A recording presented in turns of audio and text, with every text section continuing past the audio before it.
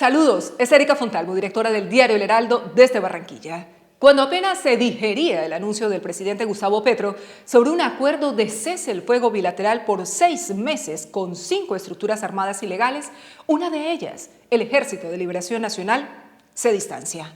En un tajante comunicado, su comando central dice, por un lado, que aún no existe ningún acuerdo en esa materia, y por otro, que no acepta como acuerdo un decreto unilateral del gobierno.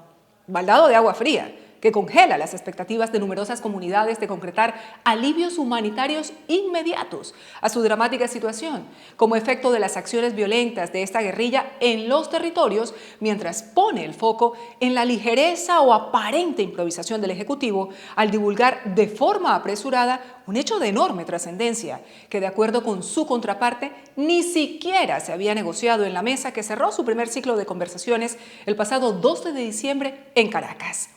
Dadas las características de la comunicación del ELN y de la posterior confirmación del propio jefe de la delegación del gobierno, el señor Oti Patiño, de que la declaratoria de cese el fuego respondía a una intención del presidente para abreviar los tiempos de la negociación armada y no a un acuerdo bilateral producto de la mesa, lo sucedido resulta a todas luces inverosímil.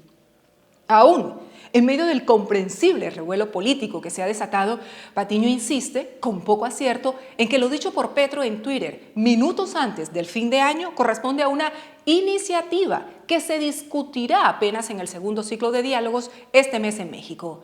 Pero eso no fue lo que celebraron la ONU, la OEA, la Defensoría del Pueblo y la Iglesia Católica, acompañantes del proceso. Siendo rigurosos, y esta debería ser una condición indispensable en todas las actuaciones o declaraciones del gobierno, lo expresado por el presidente el 31 de diciembre no dejaba dudas sobre un cese bilateral. Es más, la Casa de Nariño anunció luego que expediría un decreto con protocolos claros para determinar la duración y condiciones del cese, tanto en el caso del ELN como de cada una de las otras organizaciones ilegales a las que el gobernante se refirió.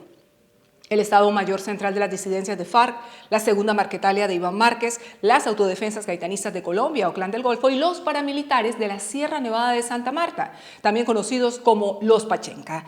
Hasta ahora, todas mantienen absoluto silencio sobre el alcance real de su compromiso para frenar la violencia y si éste contempla o no el fin de sus hostilidades.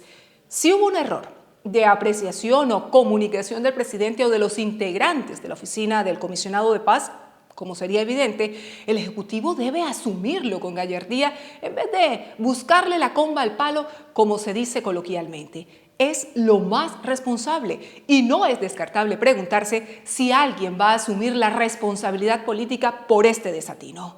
Pese a la naturaleza de la jugada del gobierno concebida con la intención, démosle el beneficio de la duda, de desescalar la intensidad del conflicto, queda claro que esta no salió bien. La premura de pactar un cese el fuego con el ELN y con otros grupos armados ilegales no se discute. Urge parar la guerra y sobre todo erradicar sus nefastas consecuencias para los civiles. Pero ello no debe erosionar la confianza, legitimidad y credibilidad de las partes, ni originar descrédito en la sociedad por anuncios o decisiones carentes de rigor, método o confidencialidad como esta, que ha despertado más dudas que certezas.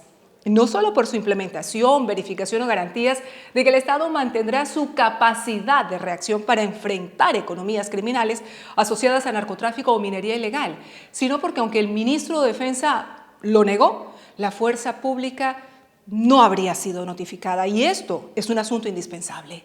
Es evidente que si a las buenas intenciones o deseos no se les reviste de realidad, costará mucho hacerlos viables. A esta altura, el gobierno del cambio debería tenerlo presente para evitar nuevos sobresaltos.